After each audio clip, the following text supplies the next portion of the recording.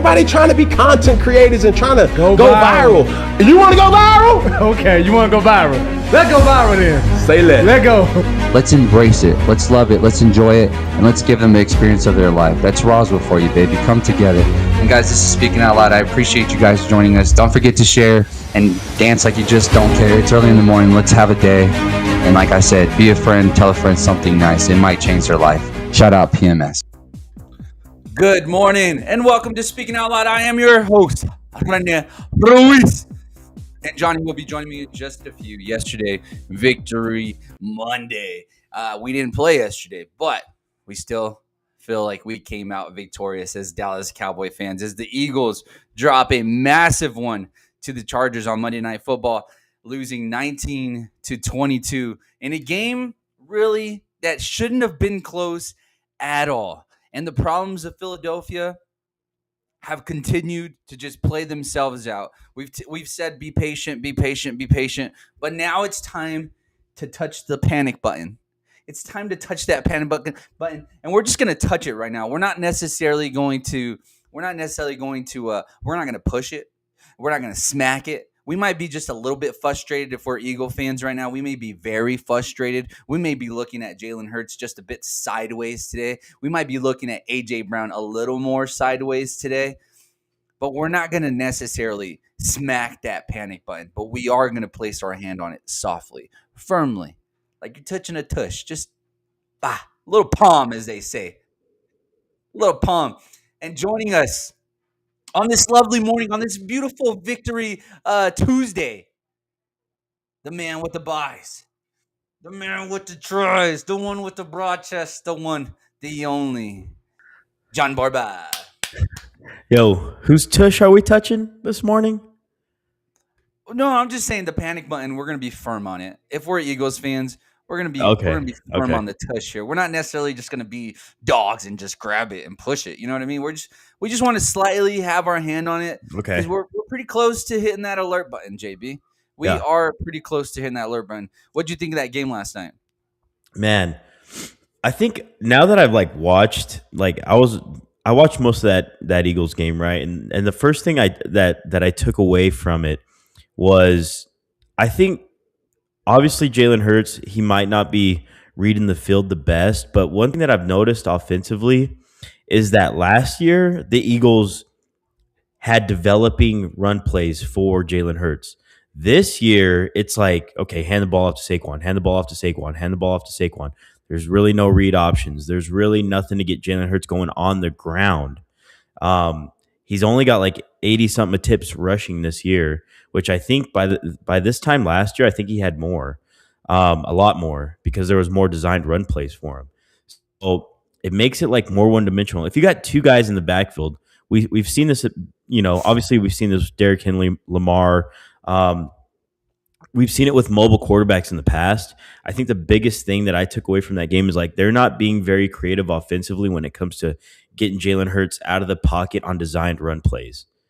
Yeah, add another element to that ground game, and I guarantee you that helps. So that was my biggest thing, and the second biggest thing is Chargers defense was getting after him. Chargers defense was they were aggressive on A.J. Brown, Devontae Smith. They were aggressive. They made plays, and ultimately that's what won them the game, was that secondary. The aggressiveness of that secondary won them that game. So they had a couple turnovers, forced a couple good turnovers, and they just made Jalen Hurts. I mean, in his career, he had four interceptions, the highest of his career. No touchdowns, 4 interceptions. Yeah, man. So that defensive secondary was flying around. For the most part, they kept him in the pocket. So they made – that was just a good defensive performance. A lot of it was. So a lot of good credit. This stat is crazy, right? If you look at this stat, they're saying – this is Bleacher Report reporting this. Yeah, I love this. I love this because everybody roasted J.J. McCarthy. But now you got Jalen Hurts doing it. You got Patrick Mahomes doing it. Who's next? Yeah. In the chat, you threw Patrick Mahomes' QBR for last game was what? like 19.6 or something. Yikes! Even Yikes! worse. Terrible! Terrible! Terrible! And if you look at this graphic, Jalen Hurts had a 31.3 QBR versus the Chargers, and they wanted to be jerks and have a little fun, and they compared it to what it would be like if he spiked the ball on every play, and he would have a better QBR if he just threw that sucker at the ground at 39.6 QBR. If you spike the ball on every play, it's a bit disrespectful, but it is what it is. Things aren't going very jolly over there in Philly. You remember yesterday we talked about that the positivity bunny that the boys set up so that way they could bring in some good vibes into the locker room, right? Well, guess what happened to the bunny? The bunny was it didn't give off necessarily exactly what they were looking for, and someone. Bleacher Report is reporting that AJ Brown popped it. Who knows? Allegedly, we don't even know if this is actually true. But we're just going to go based off the internet here and have a little fun with it. But yeah, it looks like it's popped. It's kind of deflating exactly how the season is going. And if you're a Cowboy fan like myself, I mean, you are head over heels. We went from 8% to, I believe, 40% is what ESPN is reporting. Like we're more alive than ever, Borba. Oh my goodness! Wow.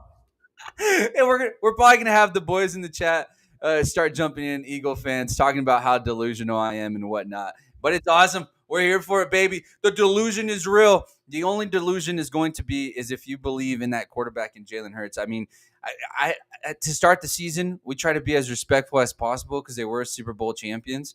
And whenever I watch that game, I'm like, damn, this Eagles defense is so freaking good. And that's really the only reason that I'm going to be respectful towards this team is because they do have a defense that keeps them in games, JB. 4 turnovers, five turnovers in total. That defense, it felt like the Chargers should have been blowing them out. At one point, Earl texted me, and he's just like, why don't the Eagles just lose? And in my head, I'm like, seriously, it seems like the ball just bounces their way for them defensively. It's timing sacks and timing interceptions or turnovers. Like as soon as you think the Chargers would have any type of momentum, the Eagles defense would answer. And that's really, for me as a Cowboys fan, that's really what makes me nervous. Is like this defense is good enough to get this team into the playoffs, and no matter what they're going to look like, let's assume that this team, like right now, the way this team looks, if they get in the playoffs, they're getting bounced in the first round, right? Like there's no ifs, and or buts about that. Like the only reason you would feel any type of level of confidence is the fact that the defense is performing how it's performing, and that's without one of their top D linemen there, and they're playing well already. So I don't know, man. I feel for these Eagle fans. There was one play where they ran where what was it?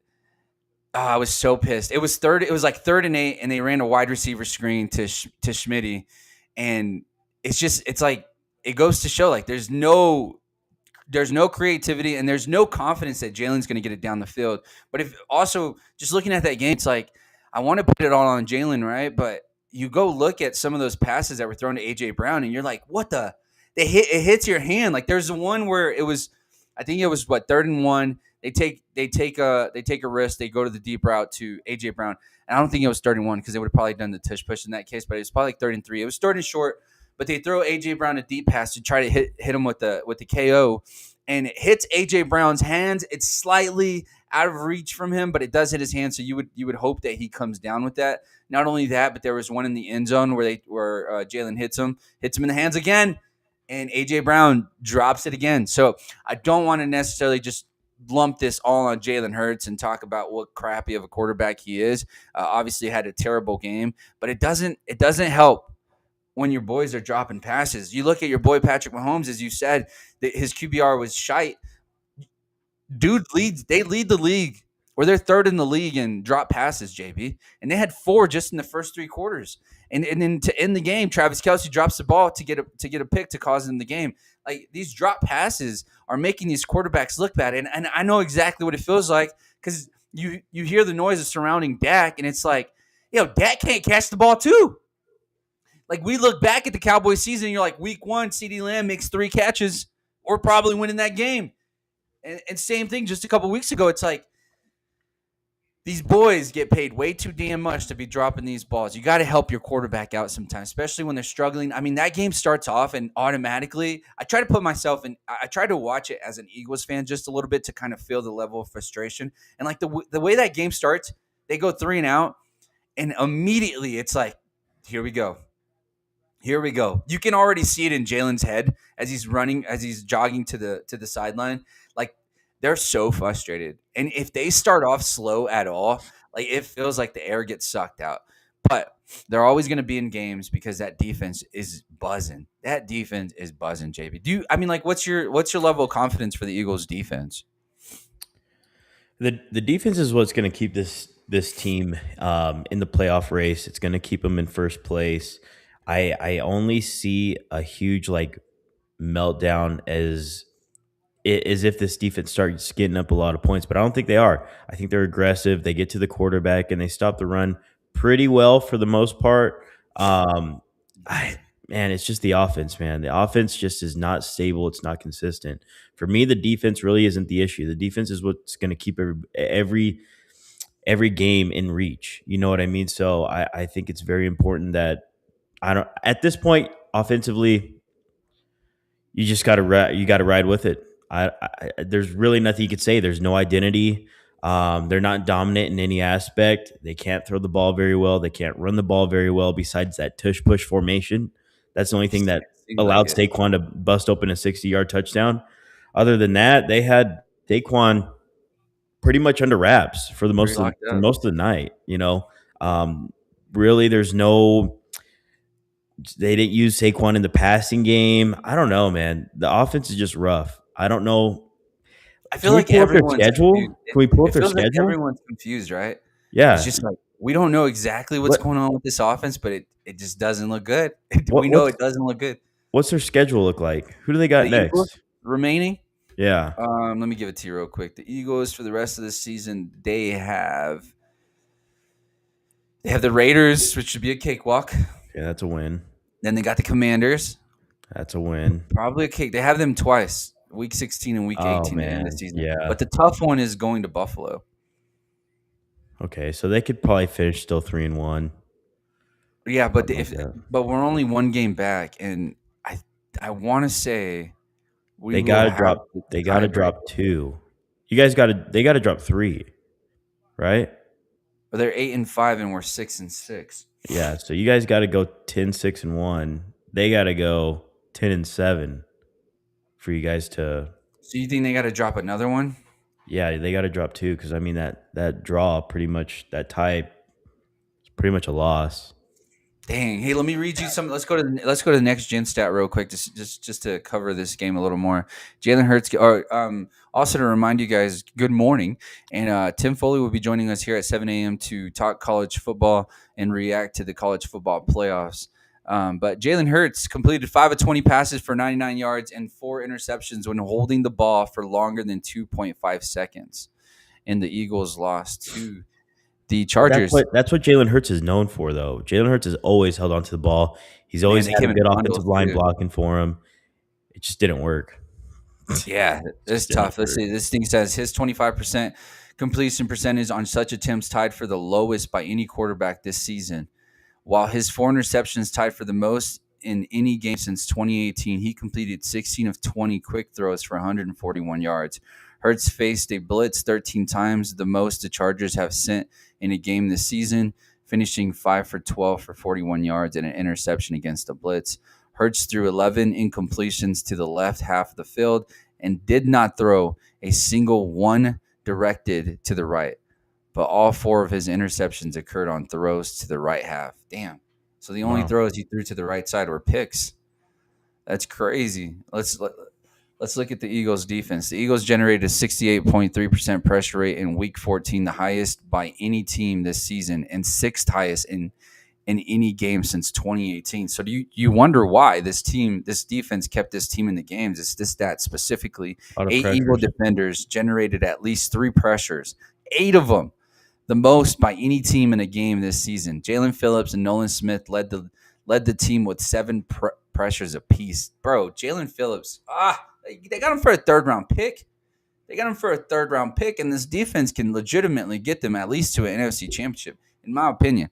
I mean, the offense, I don't know. Bro, they should have gotten the brakes blown out of them. Like, I'm more disappointed in the way Justin Herbert played in this game than anything. Like, it's 12 for 26 for 139 yards, 1 touchdown, 1 interception. Your completion rating is 46.2%. Like, for the amount of touches that your defense gave you, regardless if you have a broken hand or not, because we can't use that as an excuse, JP. We can't just go and say, "Oh, he's got a hurt hand, so we got to judge him differently." No, if you put yourself out there in the field, we're going to judge you as the amount of money that you're being paid. And right now he's being paid as a top 10 quarterback, so we're going to judge him as. And you can't have this type of game. And really, if we get past if the Cowboys get past the Vikings this Sunday, I'm not nervous about the Chargers, honestly, because of this guy. And I know a lot of the excuses for him are that he's missing his 3 starting offensive linemen, which is a valid excuse. But if you're going to be among the elite of the elite, sometimes you have to just be the reason why you win games. Sometimes you got to be the reason you win games. And yesterday, I didn't see that from the Chargers. And in the game, I mean, it was solely on Jalen Hurts. But go ahead. I think I have a little bit of kickback. I have a little bit of Give it to me. kickback on that. Give it to me. I don't think Justin Herbert's hand was an issue at all, but I think actually I can. What I think won this game, and this is my kickback. I think Justin Herbert's feet won this game. I think him scrambling, extending the plays, he was running for his life half the time, but he made positive yards out of it. He got first downs when he needed to get first downs. So that was kind of a hidden thing. I can understand through the passing game, not getting the receivers involved. Really, like it was just not a good game offensively in the passing game for Justin Herbert and the Chargers. But I think he was mobile enough to make plays on the ground, to extend plays when the pocket just didn't look good, and he got first downs out of it. And he did that in the fourth quarter. He did that in overtime. And ultimately, I think that's what helped them win the game. I was like, okay, Jalen Hurts is not doing this. Because Jalen Hurts was under pressure too. Jalen Hurts did not have – there was some plays where he had a lot of time to throw, like what we just talked about. But Jalen Hurts was not using his feet the same way that Justin Herbert was. That was the biggest thing. I was like, why isn't Jalen Hurts doing this? If you're struggling in the air, run the ball with your feet, extend plays. That's what a quarterback does. That's exactly what I was talking about, especially for like young quarterbacks, like Jackson Darts and the JJ McCarthy's of the world. Like, if you can't throw the ball, if you don't feel confident with what you're seeing, if they're just playing great defense in the secondary, run the ball, extend the play with your feet, run the ball, get positive yards. You can get a couple first downs out of it. That's what Justin Herbert did. That's really what he did. And like he was fighting out there. Like he was scrapping. Yeah. It was not the best in the air at all by both teams. But the difference is that Justin Herbert made more plays on his feet than Jalen Hurts did on his feet.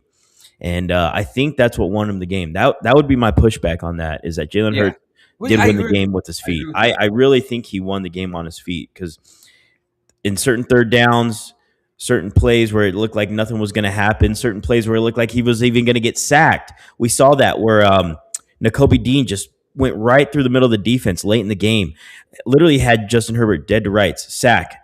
Justin Herbert spins out of it, gets a positive 4 or 5 yards out of it. Like, those are game-changing plays that can turn you into a 3rd and 15, and now it's a 3rd and 4. Those were huge game-changing plays that I don't think he got enough credit for. He made a lot of plays on the run last night. Yeah, I think that's what won him the game. I really think that's what won him the game. That was I agree with you. It's just ultimately, like Cheech said here in the comments, both teams were god awful. I mean, both offenses were no bueno. Defenses were playing good. Game. Yeah, this was just a good defensive game. I think you're right. He did make timing big plays in the perfect time. So give him credit. Let's go into the Chargers locker room and see how Harbaugh has these boys buzzing. Let's see.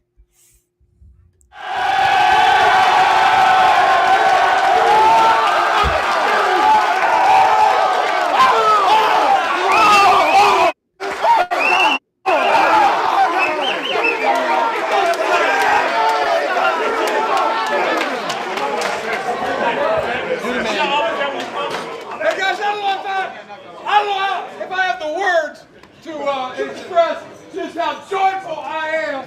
You know, J.K. at Chapel talked about the definition of being joyful, of joyous, and he said that's overflowing with joy. And also, the thing that's running through my mind is this never quit, never give up mentality, this fourth quarter personality that this team has. And I think back to what Mark Herbert poured into those boys, and it starts with give it your best, give it your best. Number 2, Get your best. get better. Number 3, treat others as you would want to treat others as you would want to be treated. And number 4 is never give up, never quit, never surrender. That is this football team. That is this football team. Give each other a high five.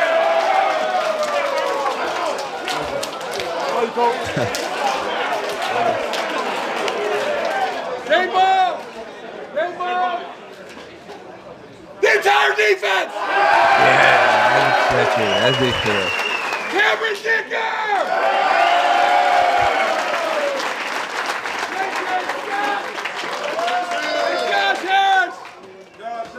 And Justin Herbert! That was a participation trophy. Borba, who has it better than us? Nobody. Baby. Man, the Chargers, this should be fun the way they end this season. The boys in the chat are saying that Washington is going to win, is going to split 2 between the Eagles to make it interesting for the Cowboys. Hey, that's actually not a bad.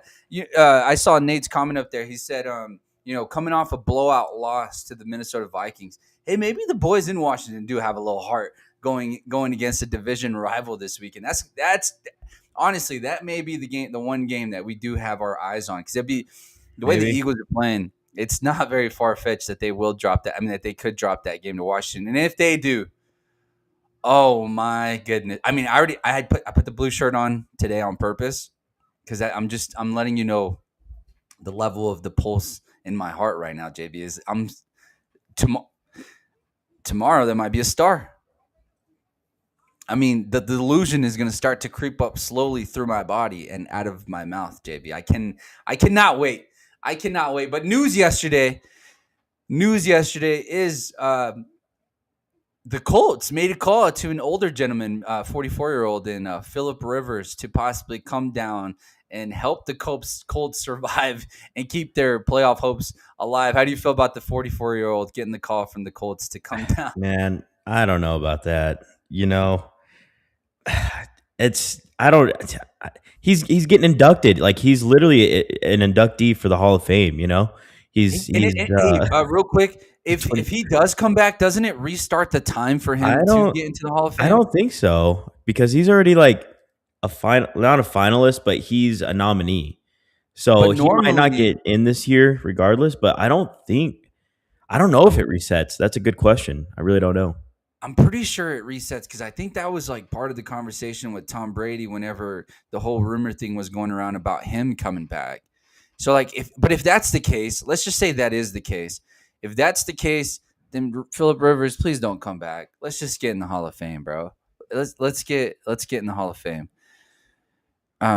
What's Nate saying? Let's make this interesting. Whoever wins this weekend, Cowboys, Borba does the punishment by himself. Vikings win, Rene does it by himself. Renee's doing it. Renee's doing it. I think I got to do it regardless. I'm in debt. I owe that debt. It's got to be I will paid. say, I do feel good, because I like how our schedule kind of got set up. Gave JJ McCarthy a lot of confidence last week. And one thing about the Cowboys, they don't really have a secondary still. And I don't know. We got some dogs on the outside. Yeah, who did y'all just beat? Oh my God, we beat the Commanders. No, that was a genuine question. We beat the Commanders, but hey, last time I checked, you guys are about ranked pretty evenly in the passing statistic defensively with the Commanders. So I don't know. It's going to be interesting. And our defense can fly around. So I don't know, man. It's going to be an interesting game. Very interesting game. I wasn't really looking forward to it at first, but now I kind of am. JJ We might have McCarthy's we might get a little watch party going together. JJ McCarthy's got you fooled, my boy. JJ The Cowboys have had you fooled all year. The Cowboys have had you fooled all year. Let's be real. What's that thing John Gruden says? JJ McCarthy's got you feeling nicey. Hey, let's have George Pickens play like how he did this past weekend. I think we got a real shot.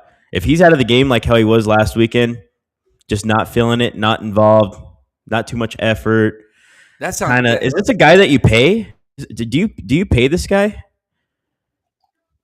One bad game. Let's relax. Let's all I don't relax. know, because that's the same George Pickens. Sure. Losing sucks. Losing's not fun. Having a bad game sucks. They could have won. It's one time. Let's relax.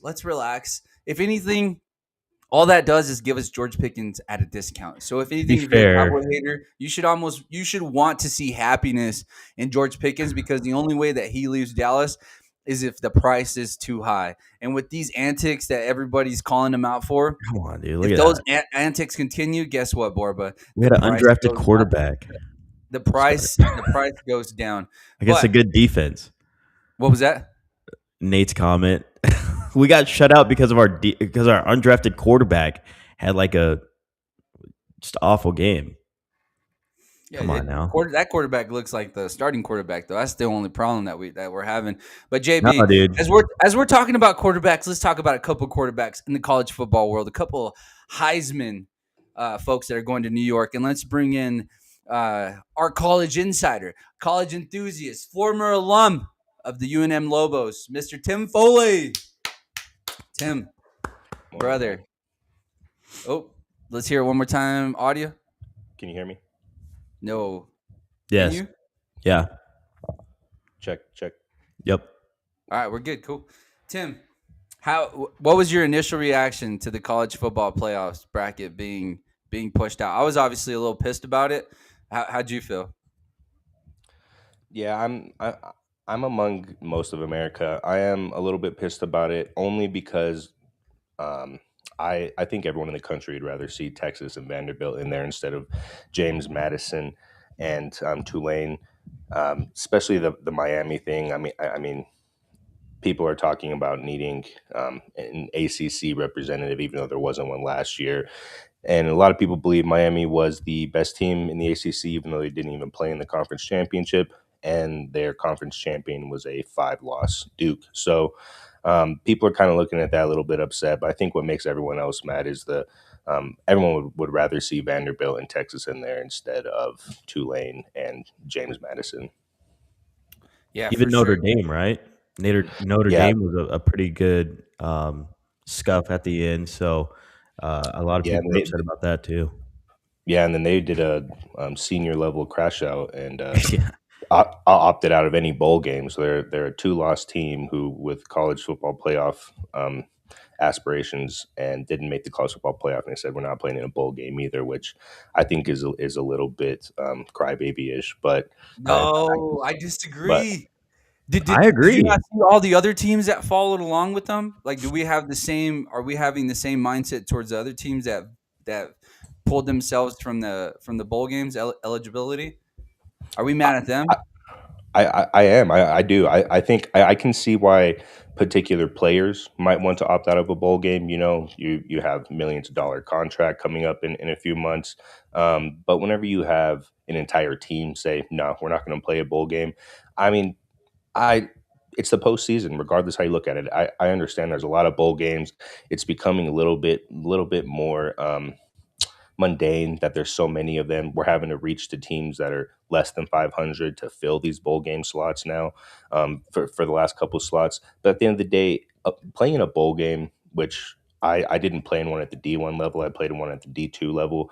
At the D1 level, playing in a bowl game, it's a huge experience and a great thing for your program. And to rob those kids who have worked for an entire year through the summer, through winter workouts, rob them of that opportunity to go play in a bowl game, the bowl game festivities, the week leading up. I mean, even at the New Mexico Bowl, which isn't a huge bowl game, there's a lot of fun stuff for them to do the week leading up. It's a great experience. I've been to some of those things. not as a player, just kind of as a fan and as a person watching, and they have a good time. And I don't see why you could look your team in the face at a team meeting at the end of the season and say, I just don't want to play another game as a head coach. Like, what kind of leadership does that show if you're just like, we're just not even going to take the field? In Notre Dame's defense, I think the players came out and said that there's a lot of them going to the NFL, so it's not going to be the same roster that you would trot out if they were going to the college football playoffs. To me, my pushback to you and people who are putting pressure on these college football teams to play in a bowl game, and I get the experience and all that stuff, but like, it's no longer college football. This is a semi-pro league. This is almost a pro league, right? Like, they're going to treat it as such. Why risk an injury in a game that means absolutely nothing to your program? Like, what benefits does Notre Dame get from the bowl games? And even if it's a lump sum of money, is that money worth risking losing someone for the upcoming season? In my opinion, it's not. I'm looking at this as a professional perspective rather than the college experience, because I think the college committee and the NCAA has removed that from college football in general. So I think we have to judge it from that lens. No, don't you think? I can see where you're coming from. I don't think the benefit is going to be money. Here's my thing. They just increased the scholarships for a team, I think, to like 100, maybe. I think there's 100 and around. It's either 80. It's in between 80 and 100 scholarships per team. And so when you're looking at that, you have if you're talking about the cream of the crop, the people who are not trying to get hurt for next year or going into the NFL draft, which, let's be real, you're making more money in college than as a rookie in the NFL anyway. But when you're looking at that, that's maybe 1% of your team. There may be 5 or 10 guys. There's another 70 to 80 guys on that team that could be getting in-game experience without having to waste reps during the season, and it's able to have you set a tone for the offseason, for roster, who's going to be on the depth chart going into spring football based off of this last game that you play. And it doesn't have to be we have all of our starters out there, and if we lose, it's the end of the world. It can be, this is for our 2s and 3s to get in-game reps. We're going into it as an actual football game with our game plan, with the people who didn't play a whole lot this year, so that they can get those in-game reps on national television during a bowl game with that experience to go into next year. And I think it's a missed opportunity. This is Notre Dame just clapping back at the committee, yeah? I think in Notre Dame's instance, it is just being a crybaby. They really felt like they should be in that college football playoff, and there's a lot of people in the country that think they should. And they are a very good football team. They are killing themselves by not being in a conference, and they're going to continue to do that, and then cry whenever they don't reap the benefits of being in a conference and being a conference champion. So, I mean, at the end of the day, it was their choice to go independent, and they have been pushed multiple years to join a conference for stuff like this. Hopefully they get that message and they do that, but I don't think they will. They're kind of like that teenage girl who wants the cake and wants to eat it too. You can't have that. You have to. There are certain things in line, and it's going to help you more to be in a conference. If you don't want to do that, then you're going to have stuff like this happen. So you know what the answer is Notre Dame. You set your schedule as a cupcake walk, because the committee has shown that wins is all that matters. So if you go undefeated, guess what? You're going to be in the college football playoffs, regardless of who you play. I mean, for goodness sakes, we have Tulane in the goddamn playoffs. Are you kidding me? I know it's a big fight, or what is it? They won their conference or whatever. So yeah, miss me with that. You look at the college football rankings, and they're not even in the top 12 teams. It blows my mind, because this takes away from what the college football experience is. The only thing that I can compare the college football playoffs to is boxing. This is a tune-up fight for these big programs before they actually have to fight the champion. That's really all this is. This is Gervonta Tank Davis fighting John Borba before he actually has to fight Ryan. Chill, dude. Come on, dude. John's going to put him down. Come on, man. Tulane's got a real chance. But that's what I'm saying. In that instance, what happens if Tulane comes out and beat Ole Miss, who is without Lane Kiffin. There's a lot of stuff up in the air. They have their head coach, but they've been more in the news about controversy and stuff rather than football. You're And right. what if that affects them? What if Tulane comes out and wins this football game? Then what? So that now you can't sit here and say Tulane Exactly. didn't that they Yep. weren't allowed to be in the college football playoff. If they get a college football playoff win, and Oklahoma doesn't, then that means that Tulane had a college football playoff win before Oklahoma did. Oklahoma's 0-4 in the college football playoffs. So I mean, a team like Tulane who is a group of 5 team, if they come out and win, and they're not favored. So I mean, I'm not going to sit here and say that that's probably going to happen, but there is a chance, man. Yeah. All these teams have a full month to prepare for one game. You know what I mean? So anything could happen at that point. Anyone could get hurt at practice during this month. There's a lot of stuff that could happen. There are some players, I guarantee there's gonna be some players that you see leave the program and enter the transfer portal, because what's wrong with this transfer portal is the portal opens, I believe, in the early January, and there's still going to be college football playoff games being played. So there's going to be people leaving teams that are in a national championship contention to go be on another team. So I mean, anything could happen in this next month, and who knows? James Madison is a very good football team. People forget that that's where Kurt Signetti came from, and their resume, they've been national champions or runner up on the FCS level in like 3 years in a row, and then joined the FBS in 2022, and now they're in the college football playoff, sitting at 11-1. And everyone's looking at that. They didn't play. They didn't play Oregon or in Alabama. They didn't play SEC schools, but there is a chance. I like having a group of 5 team in there. I'm not too keen on both of them being in there. I would have rather have seen Vanderbilt or Texas to take that spot. But at the end of the day, man, it's a one-loss football team, and I don't care what league you're playing in. To go play and get up for a football game every week and only lose one game, it's hard to do that, man. Even when you're playing against lower level teams, it can be hard to get a win every single week. Yeah. And you know, Tim, you're right. JMU, Tulane, they do got a shot. Yeah, it's all about perspective, right? Like here in a couple weeks, Jake Paul is going to line up against Anthony Joshua, and you're right, he does have a chance, right? This is exactly what we're watching right now. This is Jake Paul versus Anthony Joshua, Tulane against Ole Miss, or JMU against Oregon. I mean, really, Jake Paul's JMU and Anthony Joshua is Oregon, because I feel like that's the one game that's going to be the butt whooping. But I mean, realistically, what do you? I mean, you laugh at it, right? Like Well, I mean, outside if of we're Ole talking Miss's off field issues, that's really the only shot you give them, right? Is distractions. Well, that, and they have a month to prepare, and you have to look at Oregon and Ole But Miss. Ole Miss also has a month to prepare. Exactly, but if you're looking You at would, Ole I Miss, mean, I would Oregon, favor them just off of that. Sorry, go ahead, go ahead. yeah, no, but and I agree with you on that. But you being in these college football rooms, you can't tell me that the Oregon and Ole Miss coaching staff isn't watching film on Georgia and Texas Tech getting ready for the next game.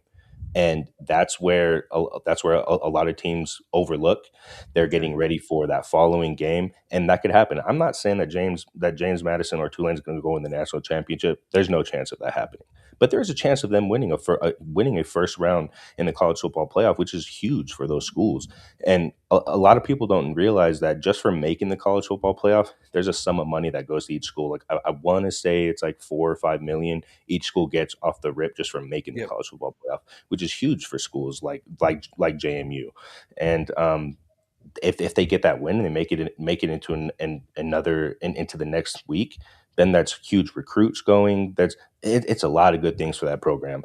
They're not going to win a national championship, but it could be fun to watch. And also, Oregon could come up and put 50 points on them, and JMU doesn't score a touchdown, and then everyone's going to look at that like the same as Boise State last year getting that first round bye.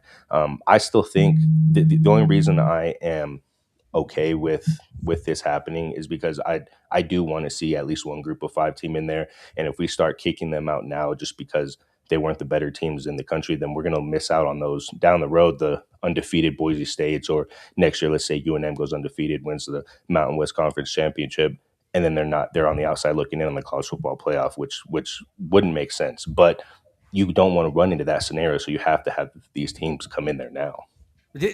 My pushback there would be like, okay, we'll schedule a tougher schedule. Let's go line up against an Alabama. Let's go line up against an Oregon during the season. Let's go line up against a Texas team. Like you can't just rely on you playing Rice and North Texas, or I mean, I'm actually naming some pretty decent teams there, but or at least in North Texas. But you know what I mean? Like, what's stopping them from scheduling a game against a Texas Tech or a Georgia to prove that they should be in these situations? Like, we can't just wait for the end of the season and be like, oh, hey, look, that team's undefeated down the street. Maybe we should bring them into our college football playoffs. That would be my only pushback. Is just let's have a tougher schedule, because now we're going to see now there's going to be teams like a Notre Dame that I'm sure is going to be willing to play at JMU. That's probably all they're going to line up in Notre Dame. It's going to have Tulane, JMU, UNM, NMSU. Yeah, right? Isn't that fair to say?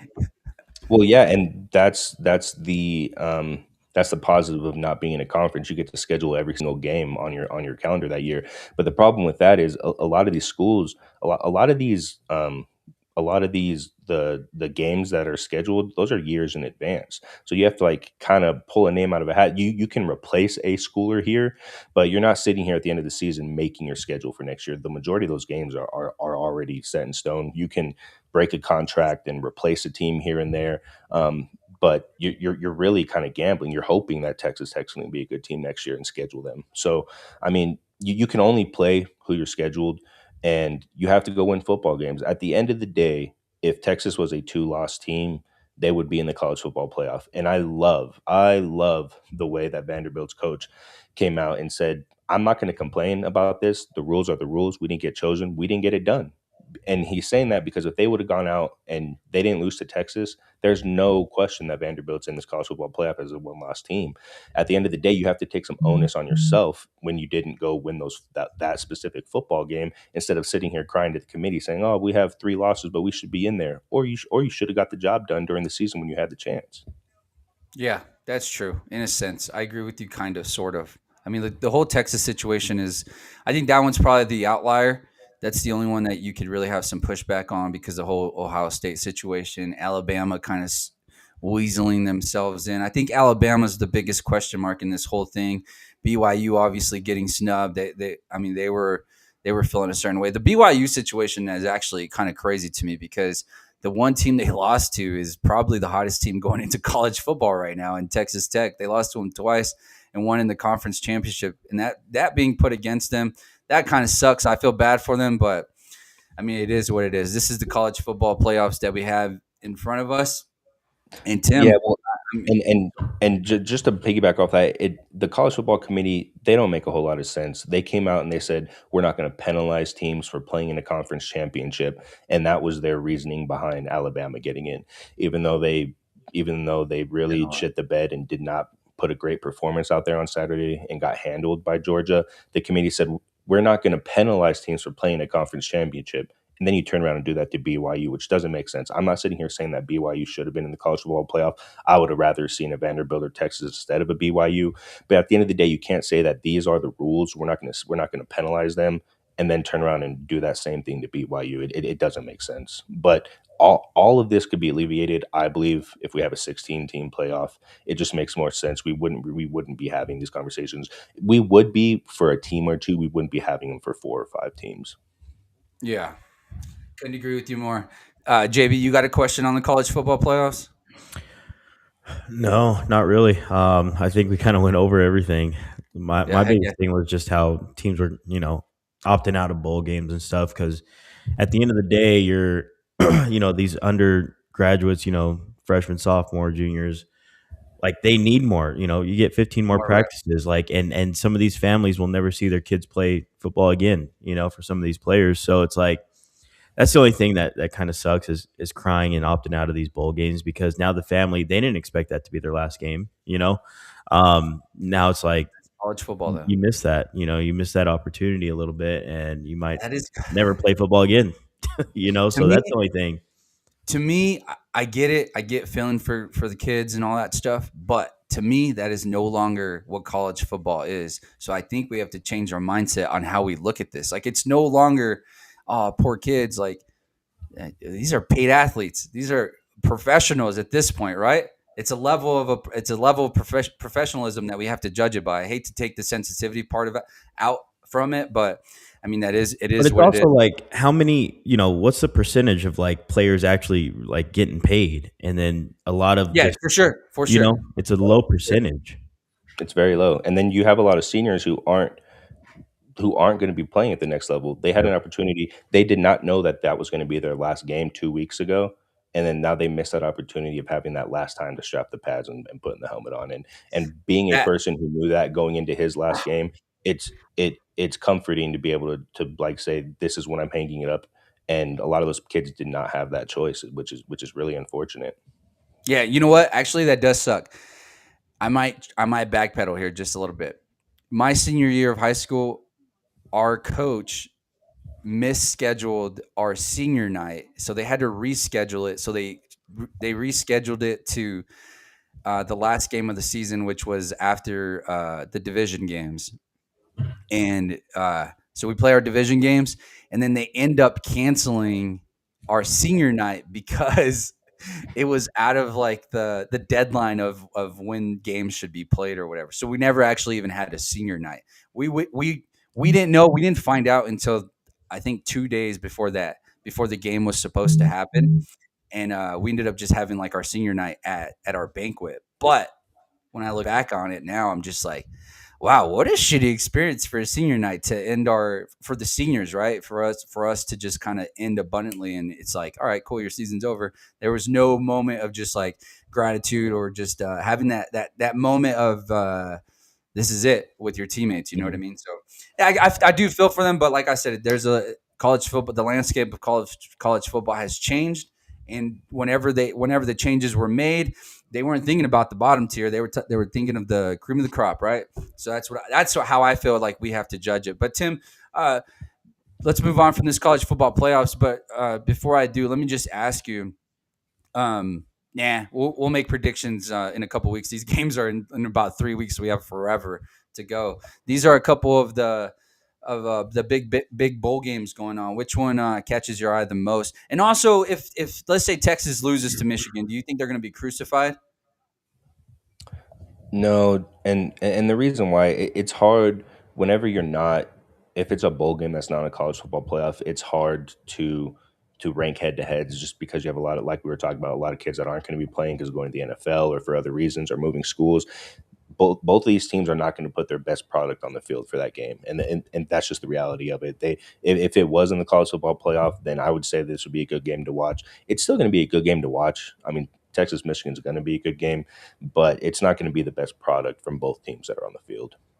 Yeah, that's fair to say. I agree with you too. So before you Texas haters start coming for them, let's remember this is a charity game. This is how I'm going to look at these bowl games. A lot of this is for these bigger programs. This is a charity game to get their guys more reps, as the boys just said. This is about getting the young guys more games played. So that'd be fun. The cool game for us will be the Lobos against the Minnesota.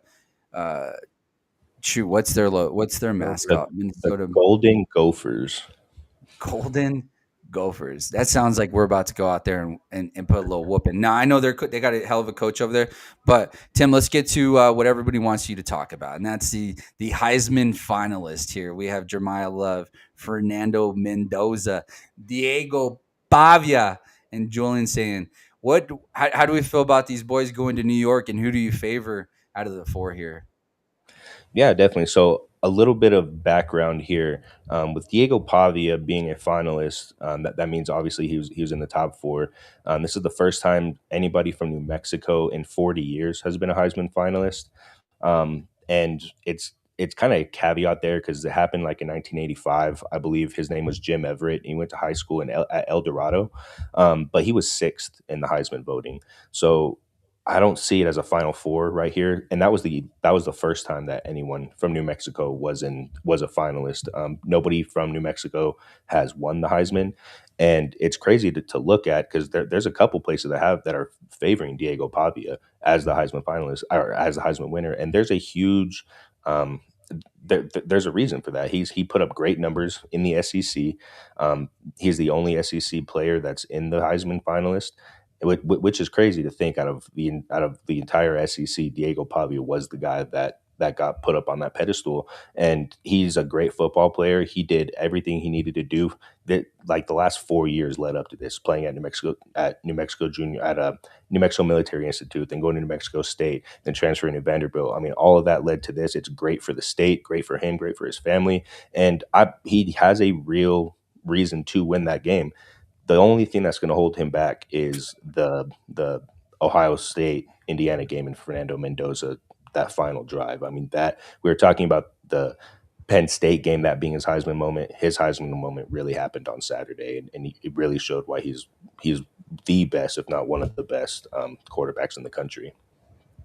Yeah, Fernando Mendoza, Diego Pavia. That's a fun story. Fun story. I think he's crushing all of them in the statistics, right? Or as far as statistics go. But the Yeah, real story for me. Go ahead. Sorry. yeah, and I mean, he's leading them in, like, he's right there with them in passing touchdowns, but he has so much more rushing touchdowns than them too. Like, a lot of people forget that he is the leading rusher on their team as well, and be able to do that at his size in the SEC consistently.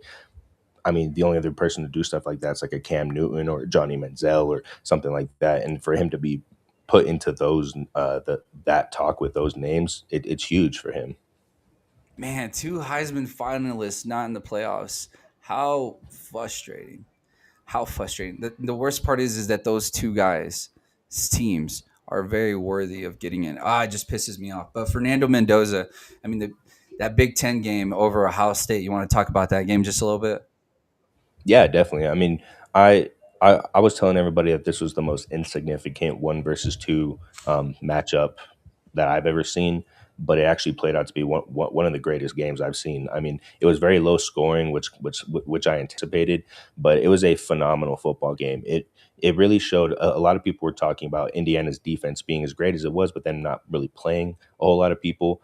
They played arguably the best team in the country. They were number one from week 2 all the way until last week, and and for Indiana's defense to come out and do what they did, it shows why they're a top tier program and one of the best teams in the whole country. There's a reason why they're number one, and it was because they played the game that they did against Ohio State. Now, hopefully, they meet up again in the national championship. That'll be another great game to watch. But it was a phenomenal football game. You saw stuff happen on both sides, some turnovers, and then you saw Fernando Mendoza drive down the field and really show why he should be the Heisman winning quarterback. And Tim, before I let you go, who are you riding with for this college football playoffs? Let's make our I don't want to say let's make our picks. This is more of a personal feeling, not necessarily exactly who you think is going to win. Personally, what wagon are you putting what wagon are So you attaching yourself to? So the way I look at it, I think that it's going to be Georgia, Texas Tech in the national championship, and I think Texas Tech squeezes it out at the last second. Is that personal, or is that that's how you think it's going to finish out? That's kind of how I think it's going to finish out. Oh, okay, okay. Yeah, and I mean, it is personal too. I mean, if I was picking personal, I mean, I want Indiana to win. I like the Kurt Signetti story. I like them going undefeated, and this man just totally flipping college football on its head. Indiana hasn't been a top tier program, I don't think, ever, and if they were, it was like the 30s or 40s. So for him to do and what he's done in 2 years there is absolutely insane. So that's a good story. So if my personal opinion, I would want Indiana to win, but if I'm looking at it betting wise, I would like to see a Georgia Texas Tech national championship. We already saw Indiana Ohio State. It was a great game. I think Texas Tech and Georgia would be a phenomenal football game. Yeah, it'd be fun. I agree with you too. If you're a sucker for stories like myself, I think I'm rolling with Texas Tech and Indiana to get to the finals. That would be a beautiful Cinderella story for the college football playoffs. JB, where are you attaching yourself to? I think I'm going to go Indiana. I think Texas Tech has a really good shot too. Just lining up with who they might play in their bracket and all that stuff. But I kind of like Indiana. I like their story. I like everything they're about. And I think Fernando Mendoza is probably going to win the Heisman this year. As I've heard, obviously Diego Pavia, he's not coming out of he's staying in college another year. And I think Jordan. Is he? I think so. And then Love as well, the running back out of Notre Dame, I think he's staying in another year as well. That's just what I've seen. I'm not too sure if that's I don't know if Diego Pavia is allowed yet. to come back. But yeah, I don't know. That's just what I've heard. And I mean, if you're getting paid a bunch of like Diego Pavia is getting paid. If Like, why if not he stay can another year? stay, if you can stay, and there's I there's think- folks out there like I'm not too sure though. Arkansas's what's Arkansas's basketball coach? I don't know why his name is slipping my head right now. I shouldn't. It's Calipari. disrespectful. Yeah, Calipari. John Calipari is Calipari. very vocal about how he feels about these old men coming back into college football. I mean, he was talking about there's one guy out there that's using his NIL money for his alimony from his first wife, and he's saying hello to his 3 children. It's like, Calipari doesn't like the old folks being in college football, as most probably should feel the same way because they're taking scholarships away from young kids who are developing. But anyways, that's neither here nor there. I'm going to ride Texas Tech and Indiana to the finish.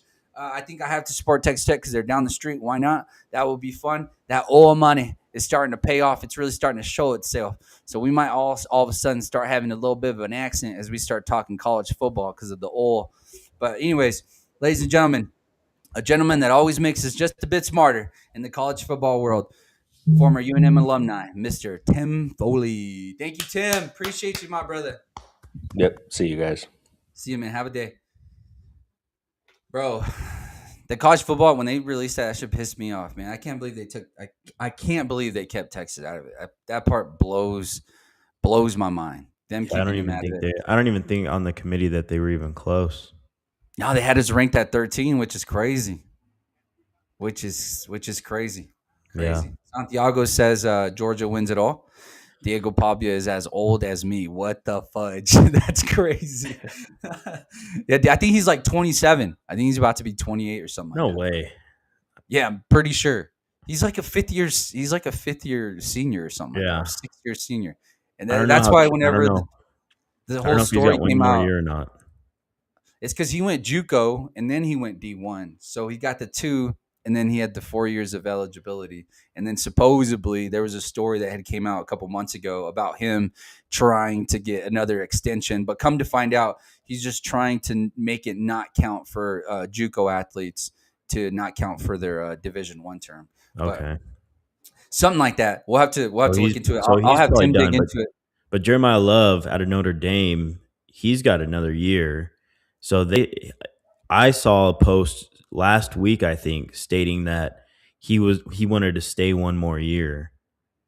I don't think because he's the first running back off the board probably if he comes out of the draft this year. If he comes into the draft this year, he's probably the first running back off the board.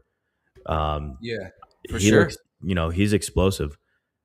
He's a guy that can break a run anytime. He's that type of specimen. So Well, Borba, he looks good. let's send our beautiful friends off to work here.